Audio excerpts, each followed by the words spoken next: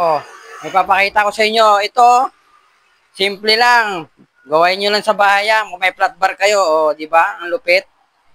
So, dito nyo lalagay yung ating holder na cellphone holder at ito yung bracket niya sa baba. Oh, ano masasabi nyo? Ano, gawa na. Oh, nainggit kayo, no? Oh, panoorin nyo na lang yung videos ko.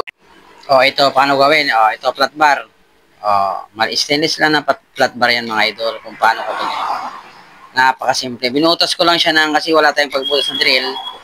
So, bubutasan na lang natin ito ng welding rod sa pinakamabilis na parte ng ano gagawin. So, yan.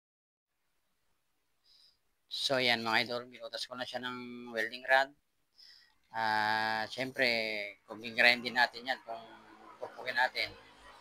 At mamaya, makikita nyo mga idol kung paano yan. Ayan. Bubutasan natin, malapad ng konti. Medyo mabilis-bilis lang ito mga idol ha. Kasi, hindi na tayo magtatagal kasi na ano lang naman. May gagawin po tayo mamaya mga idol. At magandang umaga sa lahat mga idol at salamat sa suporta. At ito ang gagawin nyo pag kayo may mga ganyang flat bar. Payo ko lang kasi napaka ano to, tawag dito legit na gagawin nyo para sa inyong bracket sa inyong site. To, motor na bracket. So, kung may bracket kayo tapos may holder kayo, doon nyo na lang ilalagay. O, di ba? Napaka-simple lang yan mga idol. Ayan, inaano ko na siya, gagrind ko na lang siya. So, makikita nyo naman siguro. Okay. So, ayan ano ko na, nag-grind ko na. At, ayan, ano ko na lang yan. Ibibend ko na lang dyan sa, kung magiging S na lang siguro. Superman. Pinaplano ko paano, mas maganda kung ibibend ko siya sa, ano. So, panoorin nyo na lang yung pagbibend ko mga.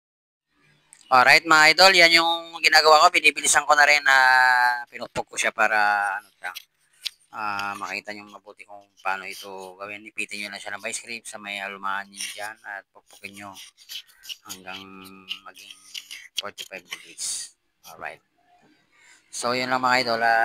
Kita naman sa eto na yung nagawa ko. So, napag-guess ko na. So, may gagawin pa tayo para maging malinis ito at maging maayos yung ano natin. Ito na pala yung ano niya, kabuuan niya kasi i-actual na natin yung ano, ipapakita ko sa inyo yan. Papakinangin pa natin yan, siyempre mapping gray natin yun. Kaya yung tsura niya pag tapos pag nakabit na sa ating motor. Di ba? Di ba napakaangas? So, atan yung kabit kon. Ano makita yung matan, no? Nasa nakabit. Medyo ano lang, gumamit kiti tools nga tama. Madi nga pipitan lang nga kasta. Pero pinihit ko lang tanong makita yun lang. Humigpit isa ti pinaka-actual na dyan. Tapos sa tayo pagkabit ko atan at bracket kana di holder. Alpasan. Ang na lang mga idol. So yung tingnan nyo na lang yung susunod kong video kung paano to ginawa mga idol. Simple lang mga idol. Kasing simple ko lang yan. Alright, diba?